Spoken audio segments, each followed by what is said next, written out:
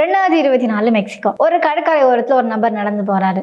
அந்த கடற்கரை எப்படி இருக்குன்னா அவ்வளவு ரம்மியமானது. அங்கவே இருந்துடலாம் அப்படின்னு சொல்ல அளவுக்கு அவ்வளவு நீட்டா ரொம்ப அழகா இடமாயிக்குது. இந்த சந்தர்ப்பத்தில் அவர் அப்படியே நடந்து வந்துட்டீங்க. எதிரில் பார்க்காரு ஒரு கூட நிறைய குப்பை.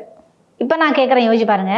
நம்ம வீட்டில் நம்ம அவ்வளோ சுத்தம் பண்ணி வச்ச இடத்துல ஒரு குப்பை கிடக்கு அப்படின்னா எப்படி கோவம் வரும்? அதே மாதிரி அவருக்கு ஒரு கோவம் வருது. இவ்வளோ அழகான கடற்கரையில் யாரா அடுத்த குப்பையை வச்சது அப்படின்ட்டு இவர் கோவப்பட்டுட்டே அந்த பையை எடுத்து பார்க்காரு. களிமண் உருண்டைகள் இருக்குது அதுக்குள்ள.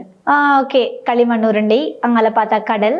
பார்த்தா எப்படி ஒரு எண்ணம் வரும்? கல்லையும் கடலையும் கண்டா நம்ம எப்படி அறிவோம்? அது வந்து மனசு இயல்பு இல்லையா? இவர் என்ன பண்றாருன்னு சொன்னா அந்த கல்லை எடுத்து பையை எப்படி வச்சுட்டு ஒவ்வொரு கல்லா கடல்ல வீசிட்டே வராரு. இப்படியே கொஞ்சம் தூரம் வந்ததுக்கு அப்புறமா ஒரு கல் வந்து வெடிச்ச நிலையில காணப்படுது. அப்ப இவர் பார்க்க அதுக்குள்ள என்னடா இருக்குன்னு சொல்லி இன்னும் கொஞ்சம் அதை உடைச்சு பார்க்காரு. பார்த்தா அதுக்குள்ள இருக்கிறது மாணிக்க கல். இப்ப சொல்லுங்க, இவ்வளவு நேரம் அவர் எரிஞ்சிட்டு வந்தது களிமண் உருண்டையா மாணிக்க கல்லா?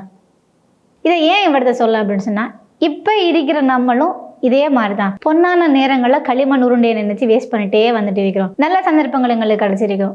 அந்த சந்தர்ப்பத்தை யூஸ் பண்ணாமலுக்கு நல்ல சந்தர்ப்பம் கிடைக்கணும் அப்படின்ட்டு வரும். ஸோ கைஸ், இதுக்கு பிறகு வரக்கூடிய ஒவ்வொரு சந்தர்ப்பத்தையும் அந்த களிமண் உருண்டை மாதிரி நீங்களும் தூக்கறியாமலுக்கு ஒரு மாணிக்க கல் நிஜம் யூஸ் பண்ணுங்க. ரொம்ப வருத்த ஆயிக்கும்.